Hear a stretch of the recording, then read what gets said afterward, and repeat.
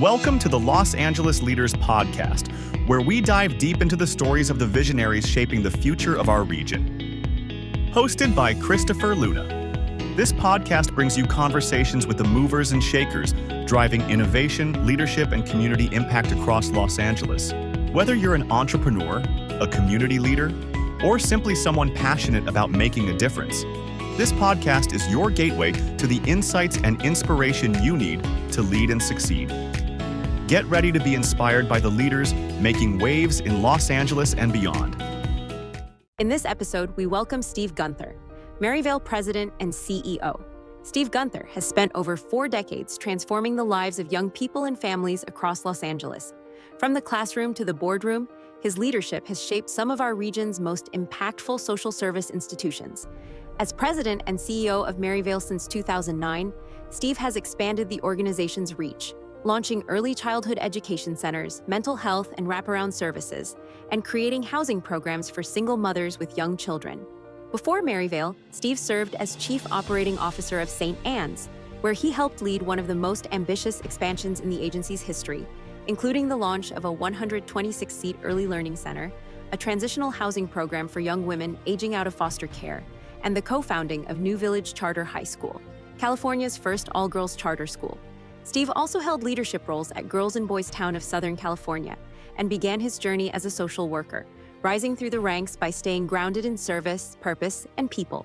A licensed clinical social worker, Steve holds a master's in social work from USC, a master's in management from Claremont Graduate University, and a bachelor's from Loyola Marymount. He's also a lifelong musician and spent 21 years directing music ministry at St. Rita's Catholic Church, balancing professional leadership with faith, creativity, and family. Steve's story is one of visionary service, building systems of care, empowering young lives, and leading with heart. Please welcome Steve Gunther. Welcome to Los Angeles Leaders. I'm your host, Christopher Luna. Today, I'm honored to have Steve Gunther here with Maryvale. It's a pleasure, and we just heard your intro. It's incredible, the amount of work and your background that you have, and it's all dedicated to service. So when I asked you to be on this show, I'm curious to know about your upbringing and how you got so dedicated to service. So please tell me a little bit about your past and your upbringing. Well, that's a big question. Well, I grew up, I'm the oldest of 4, and grew up primarily in the area of Whittier and was involved in activities with church and got involved in music early on, about 7th grade, and was fortunate with my mom. She was always finding opportunities for us to visit convalescent hospitals, for example, and to visit folks that were in those hospitals that didn't get a lot of visitors, or to do other kinds of service work, and then getting involved in youth group and various things. So I always had activities and opportunities growing up that led me into helping others and serving others. I'm assuming your parents were very religious or pretty active, or yeah. Both my parents have been very supportive of that part of my life and my upbringing. We were definitely involved in church. My mom sang in the choir. We went to mass regularly. I got involved in youth group and music early on, and so a big part of my life has centered around church and ultimately in ministry, which is what I've done primarily in my career is work in sort of ministry-oriented organizations. That's incredible. When you're growing up, tell me about your siblings. Like how was the household like? Well, there was 4 of us, myself and then 2 sisters and then my younger brother. And we were, pretty active. We were involved in lots of things, athletics and things. Did you grow up in California? In Whittier. Okay. I grew up primarily in Whittier since about the age of 4. Oh, wow. Matter of fact, my mom is still living in the home that we grew up in, and went to St. Paul High School in Santa Fe Springs, and then eventually on to Loyola Marymount for my undergraduate work. So, yeah, I'm a Southern California. I have my kids in a Lutheran school, And I didn't grow up too religious. My parents, I mean, we're religious. I mean, they're Catholic. but we weren't as active as we should have been. But with me and my family, my kids, I'm trying to do the opposite, right? I'm trying to go to church every weekend or every Sunday, and really guiding them through that, because I feel like there's a need, no matter what religion you believe in, there's still a need to have that sense of tradition and the groundness and what we learned growing up with that. So it's definitely something that I aspire to do with my kids. I think it's definitely needed. Yeah, it's especially in this day and age, right? There's so many conflicts and things coming at us, and especially at our kids. Try to have that grounding, to have that sort of center that you can draw on, I think is really critical. And I mean, it's easy though to drift away from that. It's easy to get caught up in those other things. I'm fortunate that for the majority of my life, I was able to sort of stay centered in that. There was a period where I kind of drifted away when I was in college for a bit, but then had a pretty powerful experience that sort of brought me back and got me centered again. Oh no! Am I okay to ask what that was about, or? Sure. So I, as I had mentioned, I got involved with youth group and music, and started playing the guitar at church and at mass, and so I was involved in that, through junior high and high school and in various ways. Got to college. Eventually, my first year I commuted from Whittier to Loyola, and then I moved on campus my second year. And during that sort of first week on campus, they have all the club fairs and everything, and I found myself really intrigued by rowing on the crew team.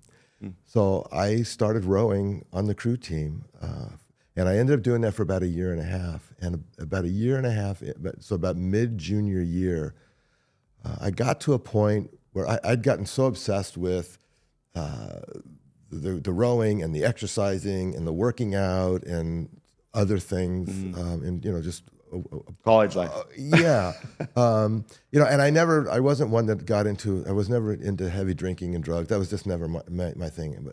But just all the other distractions and things. And so I found myself not as focused on my faith, going to church, and there came a moment, and I still kind of vividly remember this, where I had this tremendous awareness or sense of God's absence, right? So kind of that opposite experience of somebody who all of a sudden has this sense of, God is like really present. For me, it was the opposite. I just had this incredible awareness of this sort of absence, and it was startling in a lot of ways, and it led me to very quickly kind of reprioritize and refocus. And I remember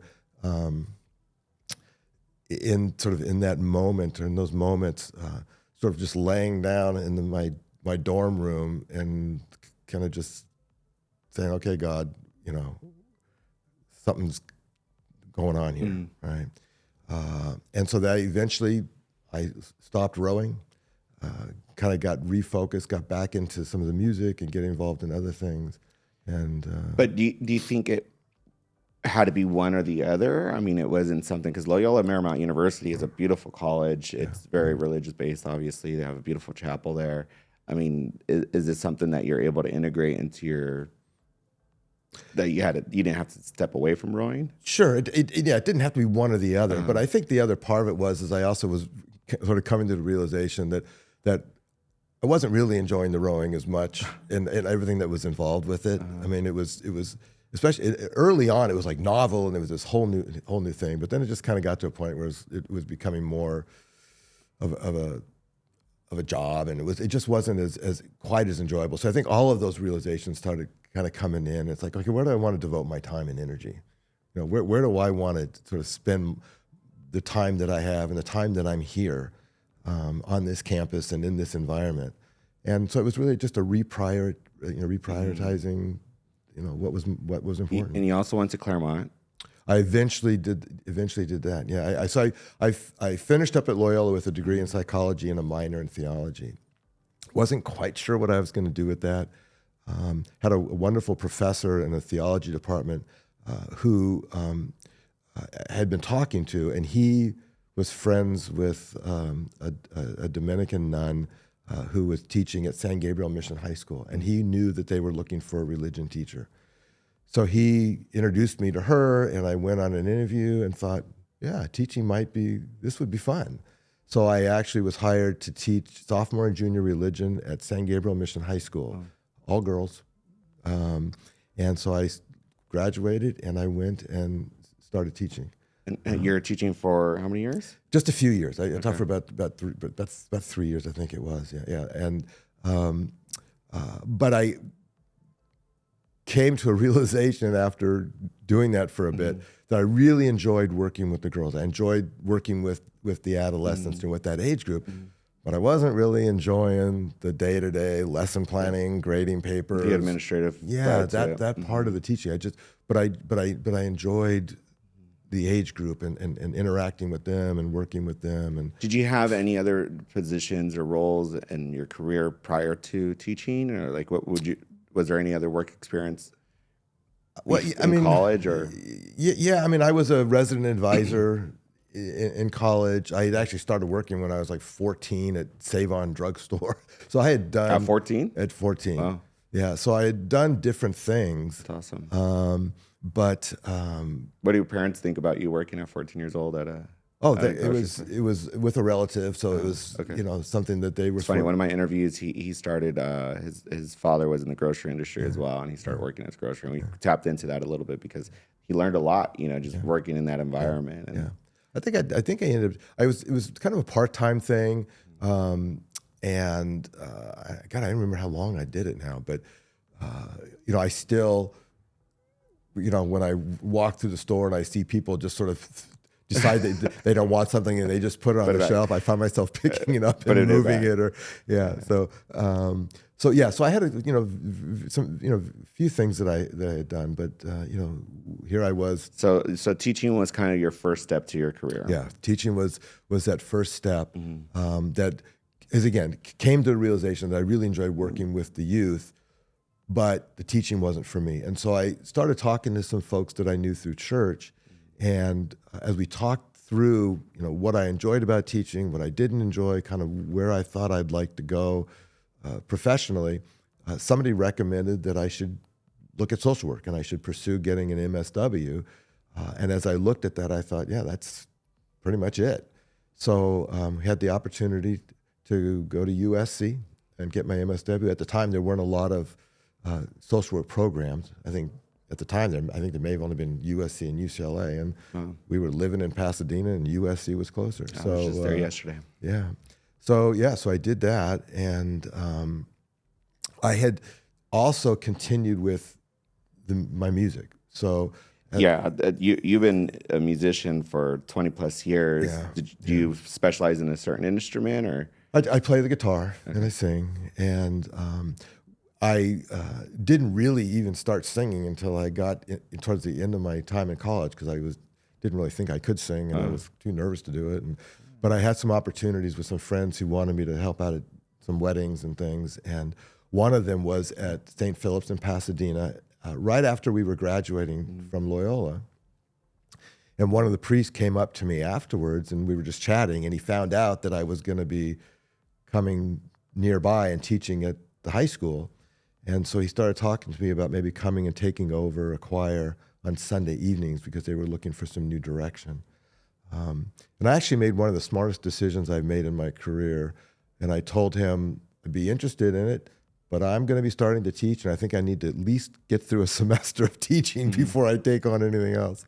And so I eventually, in February of 1985, started directing music there. And a few years later, was invited to come to St. Rita's in Sierra Madre, and then I was there for about 21 years. So music was something I was sort of doing simultaneously. You never let it go. To this day, are you still? I do, not as often, but I do occasionally have opportunity. Now I gotta look out for that. I gotta check you out on a guitar. Yeah. No, it's It's been a wonderful thing for a number of reasons, right? So, with a young family and starting out, it on one hand, I mean, it provided some additional income, which was wonderful. But more importantly, it kept us, very involved in church. I always felt strongly that, my involvement in that, and the example I was giving my kids in that was important. Yeah, I've always wanted to learn how to play guitar. I remember my dad would get me guitar lessons, and it's one of those instruments that you could just take anywhere, right? You could be camping. I always vision camping because we would go camping a lot, but I've always enjoyed that instrument. With my kids, I'm trying to do the piano because I feel like piano is a good first step for them just to learn how to read music. Yeah. But my son actually, he started doing bells at church. Oh, yeah. And that's beautiful. I didn't realize how neat that is. We went to a university. I forgot the name. It's in Irvine. I think it's a Catholic university, and they had like a bell choir there. And I didn't realize how big that was. And in some of these universities, it's big. Yeah, we just got back from visiting my daughter and her husband and our grandkids in North Carolina. And on Easter Sunday, we went to a parish there in North Carolina, and they had organ and handbells and brass, and it was spectacular. Yeah, I never paid attention to it. Yeah. I didn't realize how beautiful it is just to see all the I mean, my son's young, so just seeing all the kids with these handbells, and they're quick to change them, and it's not easy because each one has very specific things that they're supposed to be playing, and so it's very and it's important because it teaches them that responsibility. They cannot miss. That's right. If they miss a practice or an event, it's a big deal. You're missing a whole note, right? That's right. So, each bell is a particular note, and all of that comes together to make it's incredible. So tell me about how you got involved in your current organization. How was that pitched to you? Because how did you get recruited into it? So. I guess to kind of maybe complete the story. So when I finished my MSW, I started working at St. Anne's. At the time, it's called St. Anne's Maternity Home in Los Angeles. Again, working with young women. And I did that for about 10 years. Left there, spent 5 years at Boys Town in Southern California, and then had an opportunity to go back to St. Anne's for another 5 years to help them through a pretty significant transition that they were going through. So I went back as the chief operating officer. And after doing that for 5 years, the opportunity opened up at Maryvale, and I had about 2 or 3 people send me notices or information. Did you see this? Or are you interested? And I originally wasn't. I was sort of comfortable where I was at. Well, you're the chief operating officer at a great and we had been doing a lot of important work in the 5 years that I was there, and there was certainly more to do. But after about this, I think the second time somebody sent me the notice, I thought, well, maybe God's calling me to at least consider something. So I sent off my resume and got a call almost immediately. Wow. And the process it was very quick. And what I was told by one of the sisters who was involved in the hiring was, when they saw my resume, it was sort of everything. She felt very strongly that I was the person that they were looking for. And partly because for most of Maryvale's history, it's always been led by a daughter of charity.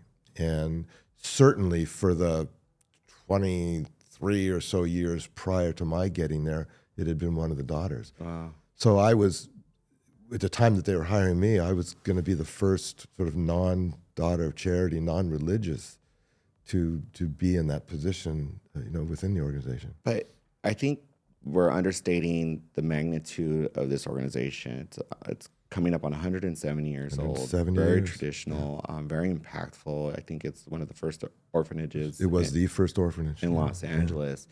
What type of leadership skills do you have to? Because this is, I don't want to say it's a business, but I can't imagine like the P&L and the process, the amount of staff that you have. Yeah. There's a lot of operations that go behind the scenes. Right. Tell me a little bit about what you learned throughout that process or how you view it now. I've learned a lot. I started out, in social work, and very quickly, as is not uncommon in the field, found myself moving out of the direct service and into more administrative roles, and realized that maybe I need to balance this sort of social work clinical part of who I am, and maybe get a better understanding on the business side, because I had not really done any business. I mean, psychology and theology, right? And then social work. And so I remember having a conversation with my wife at one point and saying, as I'm taking on more of these sort of senior leadership roles, it would really be helpful if I, maybe could take some classes, or, maybe a certificate program. What did you do? Well, about a month after we had that conversation, an opportunity came across my desk for a fellowship and a scholarship at Claremont Graduate University. And so I submitted and was selected and got a full scholarship to go back and get a second master's at Claremont. So now I had the opportunity to sort of balance it and bring that in. Because you're right, Maryvale is a nonprofit, but it's a multi-million-dollar nonprofit. Right? You're managing properties, facilities, the whole operation, staff, of it. Contracts, programs, all of that. So you need to have, and you want to have that balance. And may I ask, just without having to do the calculations in my head, what age was that you went back to get your master's? You're going to make me calculate that real quick. I was probably 37 at that point. Wow. Yeah. So you're really just starting your career. Now you got the administrative side. You have obviously the passion and the mission behind what the organization's about. How do you bring that all together? I mean, do you rely heavily, I'm assuming, on your leadership, your CFOs, your COs? Tell me about that.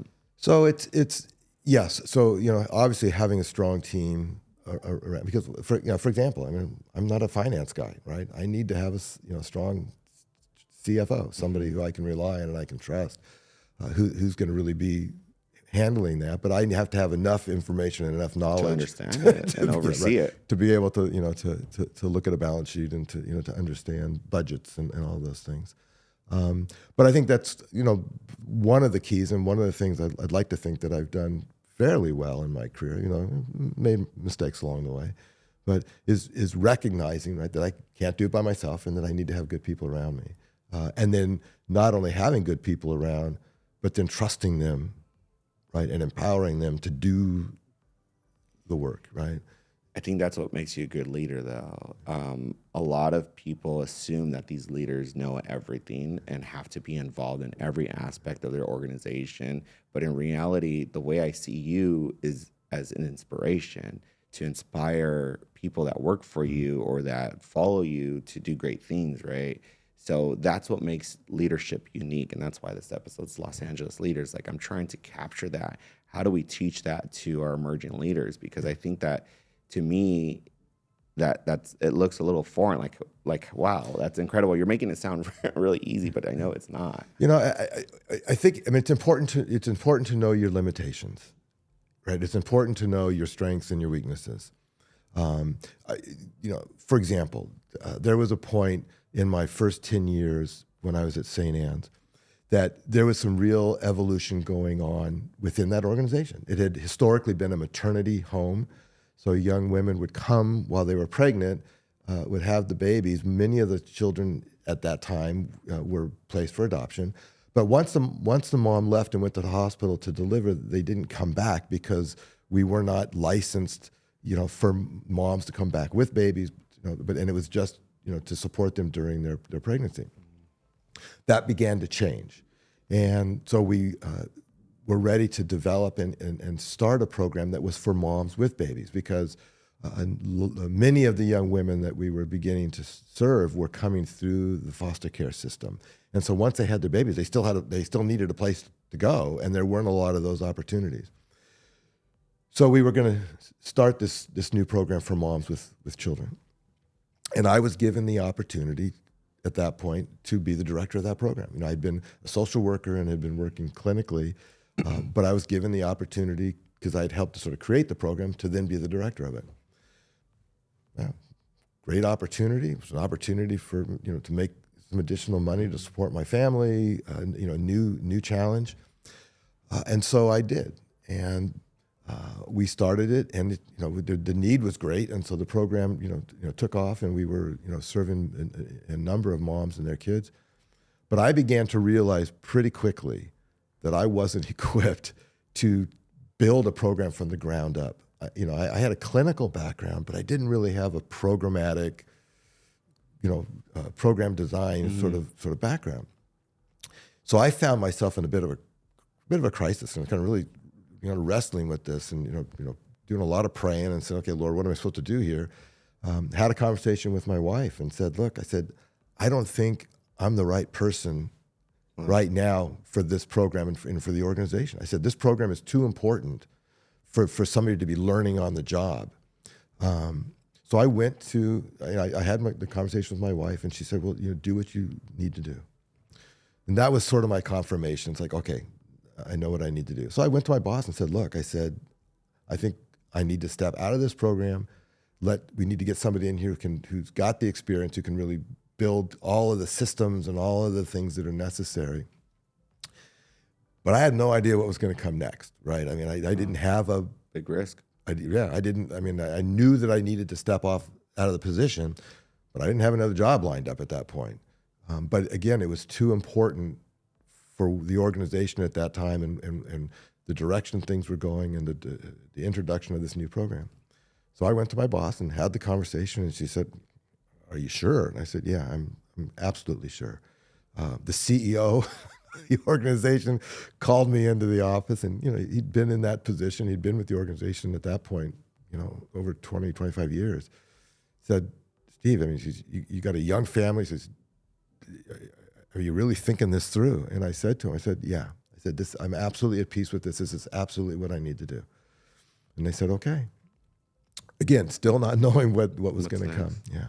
And within a few days, my boss and one of the other administrators sat down with me and said, "Okay, we certainly respect that decision.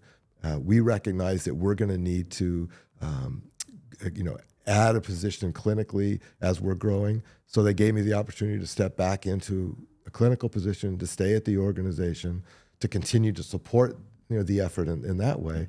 And then we were able to bring in somebody who could provide the kind of direction and leadership that the program needed at that time.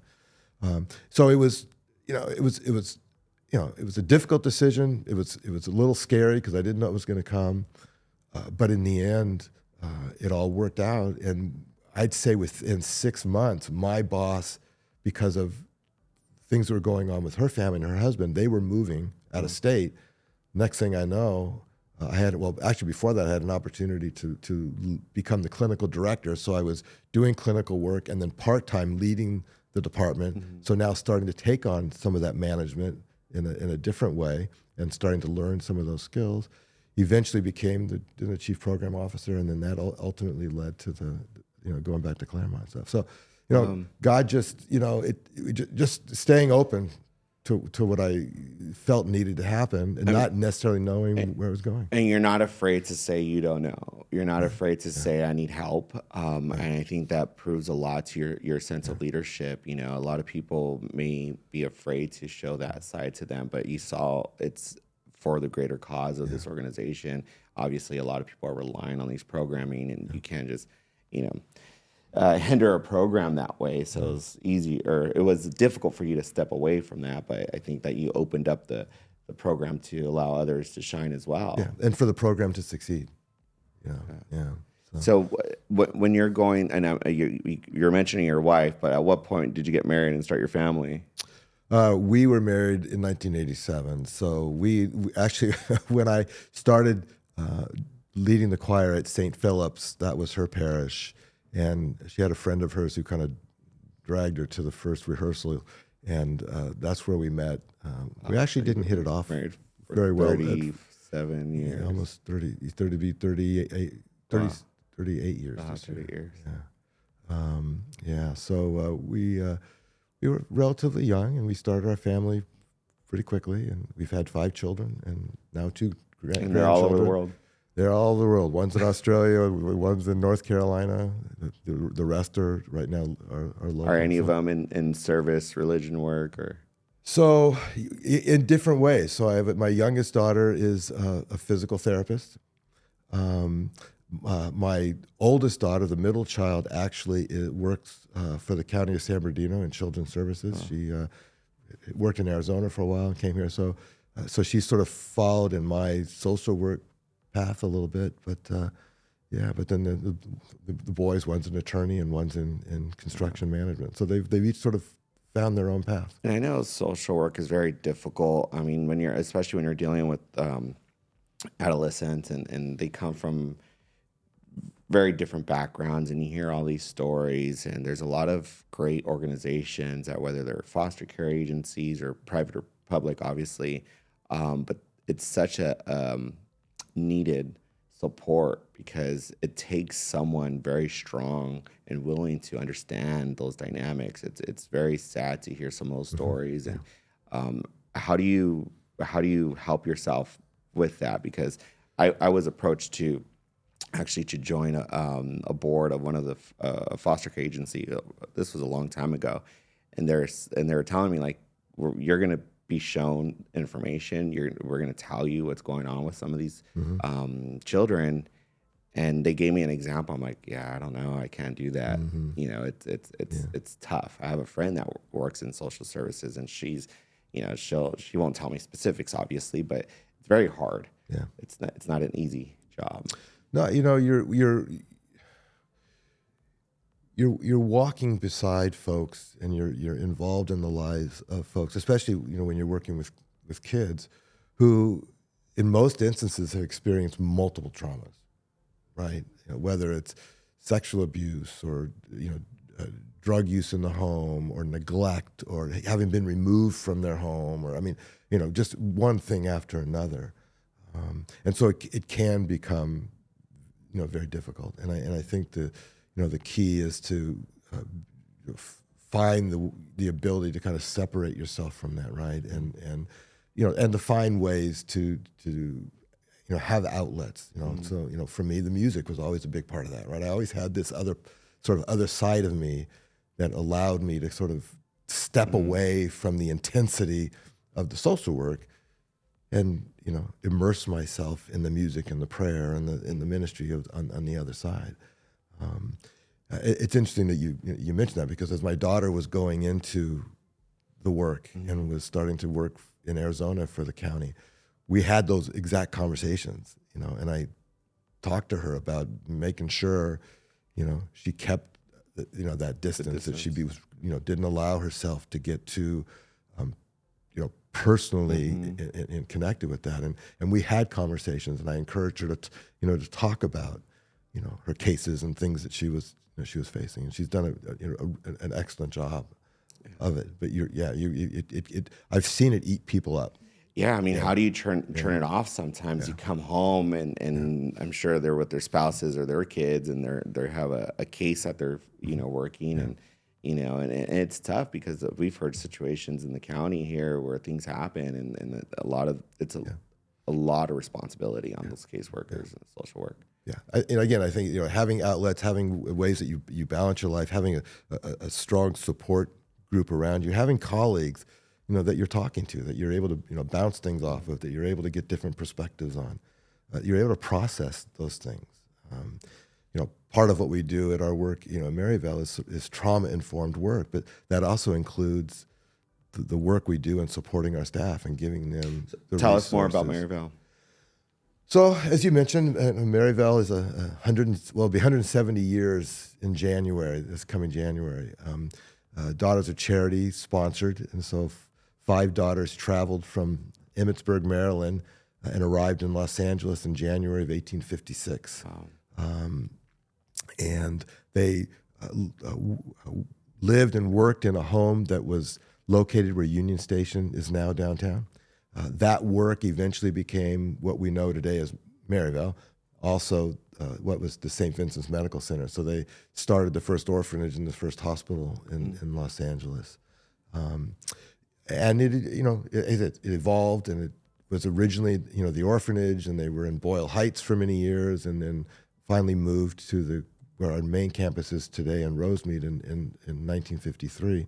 And over the years, programs and services evolved, right? So the orphanage eventually transitioned into a group home and a residential treatment program for children placed through the Department of Children and Family Services and Probation, so kids in foster care in the probation system. And in 2020, we made a difficult decision to actually close that program. There had been a lot of reforms and things that were being initiated in the state around services for kids in foster care, and it was having a pretty significant impact across the system. Much of it good, some of it still is a challenge. And it was having a direct impact on programs like ours, at least larger sort of residential programs. And so it became pretty clear to us for a number of reasons that it was time to close that program and move in some new directions. So we did that, and it was unfortunate. It was happening at the same time that the pandemic was occurring. We had to lay off 150 staff. Wow. So how many staff do you have now? We have 142 now. But that program at the time represented about half of our operation. It was a big part of who we were, and of course, much of our identity in the community. A large amount of our outward sort of fundraising effort was built around that program.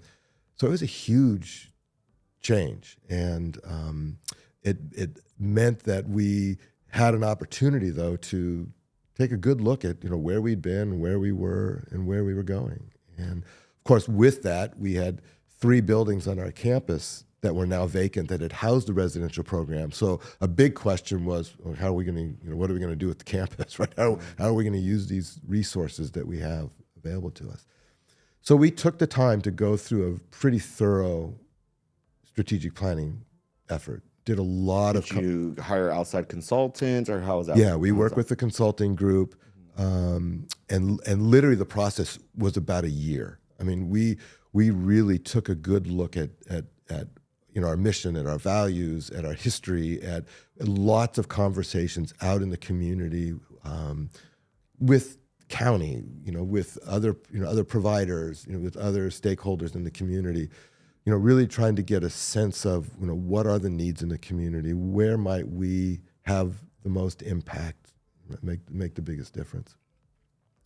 At the same time, though, we were continuing to operate our early education programs. So we had, at that time, 2, the one on our campus in Rosemead that we can have right now 120 kids in that program and 176 kids in a program up in Duarte.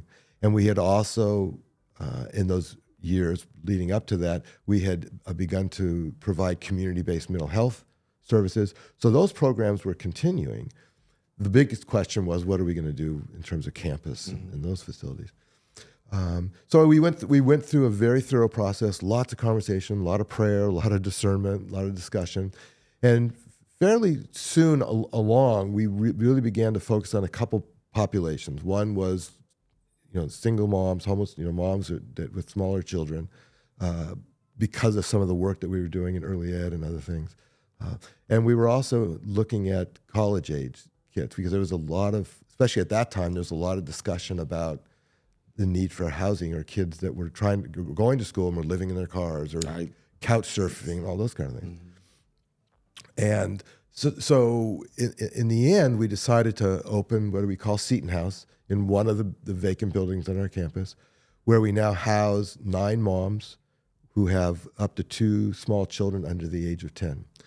It's a 6-month temporary housing program that allows us for the first time to integrate all of our programs and services around the moms, right? So we're able to provide them with the housing and all of the other supports that we want to provide them, whether it's life skills classes, financial literacy, parenting, all those kinds of supports and education that we want them to get and take advantage of while they're with us.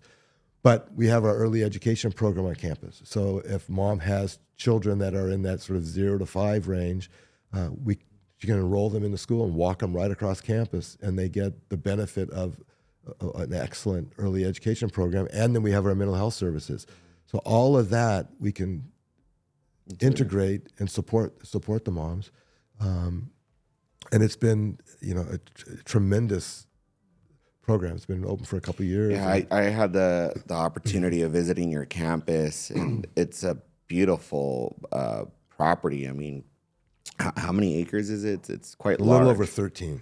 Yeah. So you did a beautiful tour, and just to kind of see the scope and the magnitude of this facility and everything that you do and all the lives that you touch. I mean, it was very inspiring, and the services that you provide to these individuals. Because the idea, right, is there has to be a long-term solution. Right. We can't fix it all, but you're assisting them and prepping them. Like I saw the computer rooms, you're helping them build their resumes, you're helping them get positions, and you're taking care of their kids while they're having to go to work. So it's a beautiful transition that these moms need, because they need somewhere to feel safe. Yep. A lot of these, other locations may not be as safe for them and their kids. So it's incredible. We are absolutely blessed with a beautiful campus, right? I mean, it's like a park almost, or a college campus. I mean, it really is a beautiful space. And when you think about the backgrounds, the stories of these young women that are coming into the Seton House program, they are coming from having at some point been homeless, or having been on the verge of, or bouncing from place to place, or having great uncertainty about where they might stay, and worrying about what their next meal may be, or how they're going to keep their children safe. And one of the moms early on, in a conversation with one of our staff, I think said it best. She was talking to our staff, and at one point she said to him, she says, "I can breathe. I can breathe." She for that time, for the first time in a long time, she didn't have to worry about where she was going to sleep, what she was going to eat, that if her children were going to be safe. She was given the opportunity, and this is what we tell them. Yes, it's a 6-month program, but there's a lot that can happen in 6 months. This is the opportunity for you to take that deep breath, take advantage of what we have to provide you, and really start taking the steps to a better life, right, for you and for your child. And we're here to walk with you and to help you in that process. Yeah. What are some of your most proud accomplishments at Maryvale since the time that you've been there? So I think we've been able to adapt our programs or expand our programs to meet today's situation. The needs in the community. So we've and we've really elevated our early education programs. We've expanded them. As I said, we introduced the community mental health. So we have a contract with the Department of Mental Health in Los Angeles County for the mental health services and wraparound services since closing the residential program. And I think, making that decision and making that transition is one of the things that I'm most proud of, because as I've had folks say to me, that's a decision that some organizations would just be afraid to make, and might not make unless they were absolutely forced to make it. And we were able to come to that place and make that decision early on. And as it turns out, many other organizations made a similar decision after us, because of these changes that were going on. But then having gone through that transition, so we've now, since closing that program, we've now opened 2 new programs. So Seton House is one, but we've also opened a program called Connections by Maryvale, which is another mental health program that focuses on mental health and substance use for adolescents or kids from 12 to 17. So it opens us up to serve a broader population of kids. And you have other locations. Yeah, we have 3 locations. We have our main campus in Rosemead. We opened in 2011. We opened a large facility up in Duarte, and then we have another early ed classroom in South El Monte now. So, long term, we'd like to even expand that geographically. Our hope is to try. I mean, it's an honor to really help carry a legacy of 170 years. I don't think a lot of people understand. It's not like you're out there promoting it, right? You're a rare organization because a lot of these nonprofits have to continuously promote their services, right, to help with their fundings and service. But you guys are in a unique position where it's a little different. But at the same time, we do have to help tell your story because it is kind of a hidden gem. Like you guys are, I've been in that area so many times and I never knew it was there. So how do you help balance that? So we've made a real effort in that way. When I first arrived and the campus was primarily the residential program, we were housing minors that were placed through the courts. So, we purposely, kept kind of a low profile in a lot of ways in that regard. We wanted people to be aware of who we were and what we were doing. But you and many others have either driven by or grew up in the area and really had no idea what was behind the gates. What was on the campus. Since we've sort of moved into these new programming and we've moved into some new areas, we've been making a really concerted effort to find every opportunity to be able to tell the story and make people aware of who we are and what we're doing. So what are some of your priorities for the next 10 years? So right now our main priority is to expand our Seton House program. So as I said, the one building we can house 9 moms with their children. We have a large dorm building on campus that we are in the next month, hopefully, going to actually start the renovations to convert all that dorm space into 20 more individual living units. And we think that's going to take us 12 to 18 months. And then we're going to be able to basically triple the size of that program and be able to house up to 29 moms with their kids on the campus. So that's been our biggest focus over the last couple of years. And we're finally at the place where we're going to actually start the work. And so getting that finished and then getting that program expanded is a big priority right now.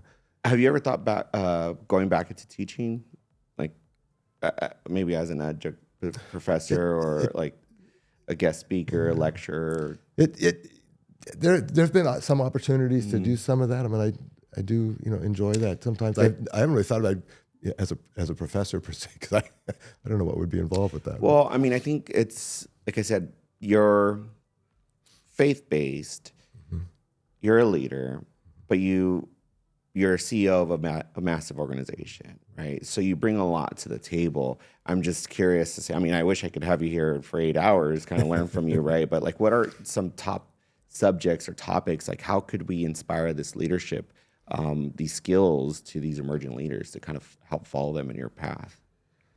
Yeah, I think some of the lessons that I've learned along the way, and we've talked about some of it, right?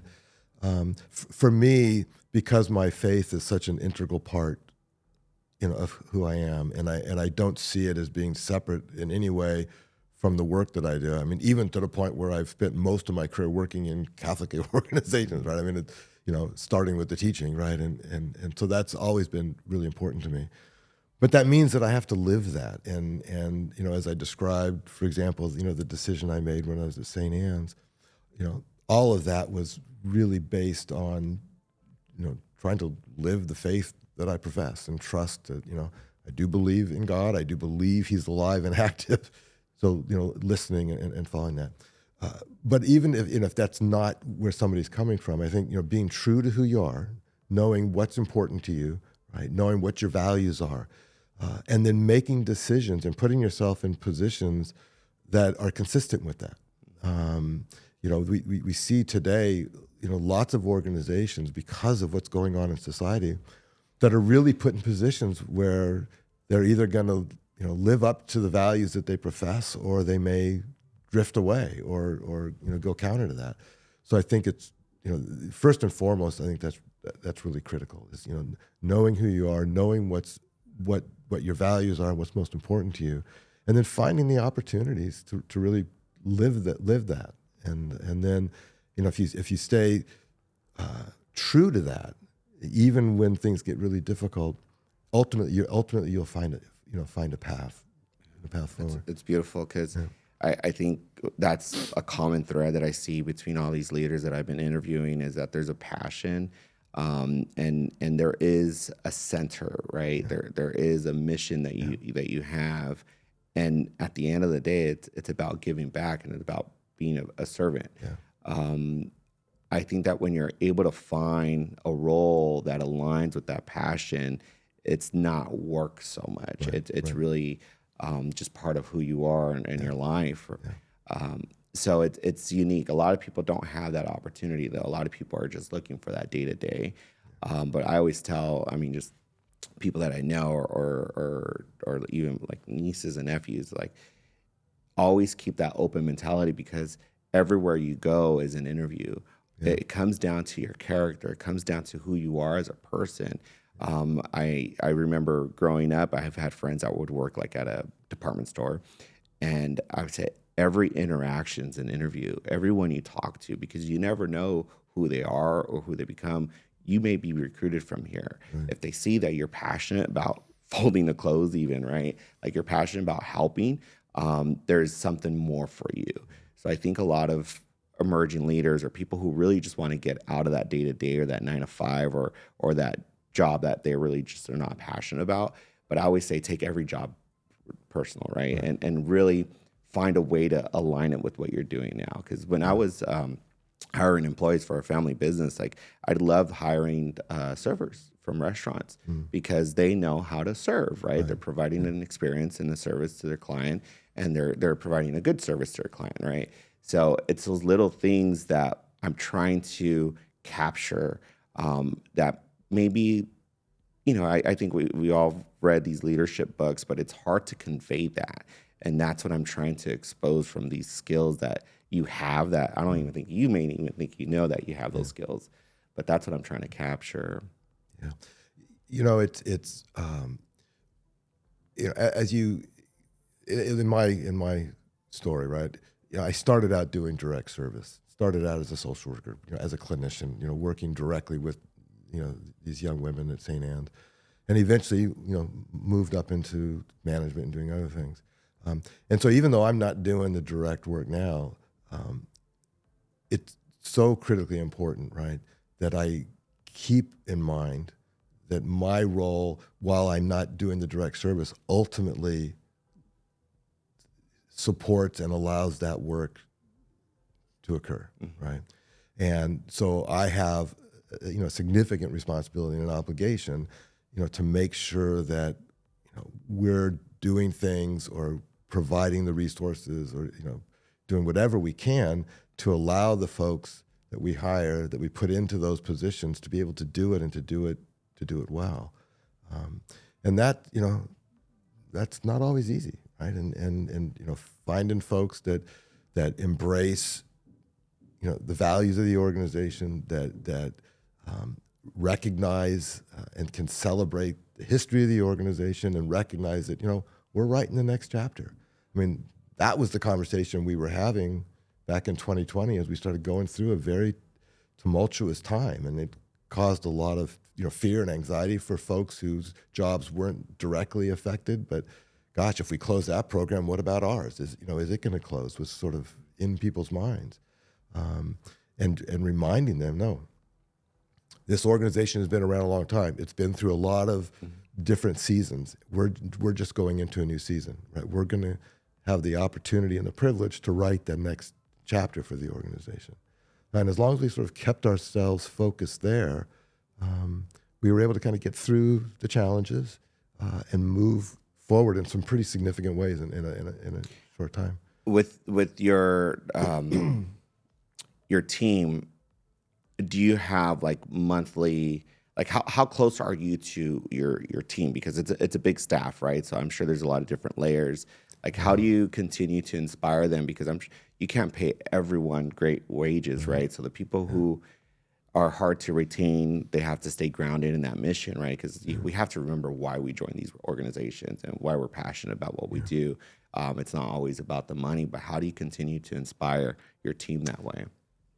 So you have to certainly work through the folks that you put in place in the organization, right? So, I really focus. We have what we call our senior leadership team, which are all the folks that are in the key positions, whether they're, directing programs, directing departments, or key positions within departments. That group now comes together collectively twice a month. We use that time to remind ourselves, what is our mission? What are our values? We talk about those things, right? We ask folks to, give examples of mission moments, when they've seen the mission lived out. So we're constantly trying to find ways to remind folks, to keep them inspired. We have a group of staff that is called the Mission Integration Team. And they come together about once a quarter, sometimes more often, and they plan activities around church seasons, around holidays, around feast days for our founders like St. Vincent de Paul and so forth, so that we can continually be reminding our folks of our history. What is it? What are our values? How are we trying to live and integrate these things?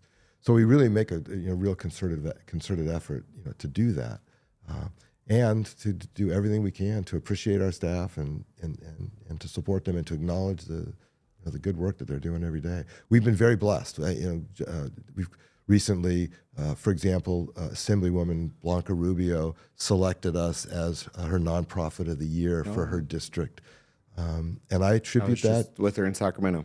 Yeah, so we're going to be up there later this month for that celebration, and we're certainly honored that she recognizes the good work that Maryvale does in the community and selected us for that. And the message to our staff is that's because of all you, right? Because of the work that you do, we've been acknowledged. Yeah, I mean, you're definitely not a leader that we see very often. You're behind the scenes quite a bit. I'm trying to help amplify that because I feel like you need to be a little bit out more in front of the camera like this because you do inspire so much. And I think that the team needs someone like you to help tell that story because a lot of times those stories are not being told, and you guys do such great work. We were just thrilled. We had no idea that it was coming, and so when we got the notice that she had selected us, we were certainly honored and excited. And again, it's the result of lots of folks who work very hard. And how do you work with your community right now, other partners, your donors, your board? Like how does that work right now into your vision?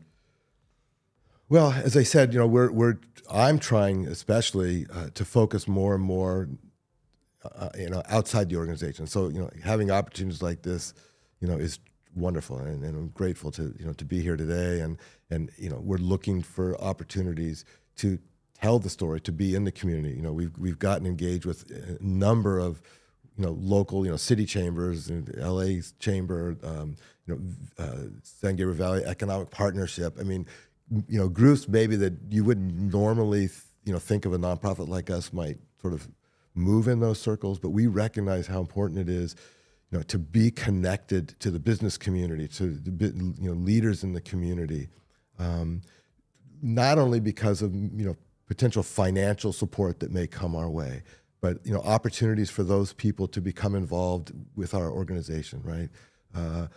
The opportunity for when we are needing to find members for our board, or whatever those things are, or if we have a specific challenge or something that we're facing, the more those relationships that we have, the more that we're connected, in the community, the more resources we have available to us.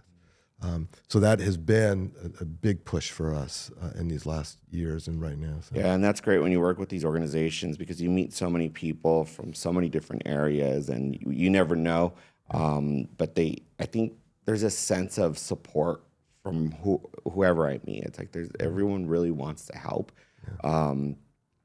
And it's not always financial. A lot of it is resourceful. Like you're going through a lot of development. Right. Your like I said, your campus is so large and beautiful. You still have a lot of undeveloped acreage that you have as well. So it's always good to kind of see what the community needs and be part of that. Yeah. Because there's, you don't want to just be in your gated community and not know what's going on externally. Well, and there's a kind of a thought in the fundraising world, right? That you want to match the donor's heart with the mission of the organization, right? Well, the only way you can do that is if you're out sharing with people what your mission is and the work that you're doing and telling those stories. And every opportunity that I have or that we have to do that, you just never know who you're going to come across and who might be at a particular point in their life where they're interested in getting involved with something or supporting something. So I appreciate everything you do and thank you for being here today. Before I let you go, I just have some quick rapid questions. What is the most meaningful place you visited? The most meaningful place I visited. Oh my God, you didn't tell me you were going to do this. I didn't tell you a lot of these questions. Yeah, you didn't. The most meaningful place I visited, probably Assisi. I had an opportunity to travel with a choir way back and do a tour in Europe, and went to some really neat places, but there was something about walking in the town of Assisi where St. Francis had lived and to just sort of having known and sort of felt that sense of that presence and what, because I've got a real heart for St. Francis. I've always, yeah. Have you ever been beside the Pope? Any Pope? Yeah, well, part of that tour we sang for John Paul II at the Vatican as one of the general audiences. Yeah, so it was a neat. I was in Europe when he passed away. Yeah. Thank you again for your time. I appreciate it. Look forward to working with you more and kind of help amplify your organization and your mission. I think that, like I said, you do a lot of great work, and I'm happy that you're here to help share your story. Well, thank you. I appreciate it. Enjoyed it. Thank you. Well, thank you for joining us. You can find all their information on the descriptions, and I look forward to the next one. Thank you for joining us on this episode of the Los Angeles Leaders Podcast, hosted by Christopher Luna. We hope you found our conversation as inspiring as we did. Don't forget to subscribe and leave us a review on your favorite podcast platform. Your feedback helps us bring more of the content you love. And be sure to follow us on social media for updates, behind-the-scenes content, and to join the conversation. Until next time, keep leading, keep innovating, and keep making a difference.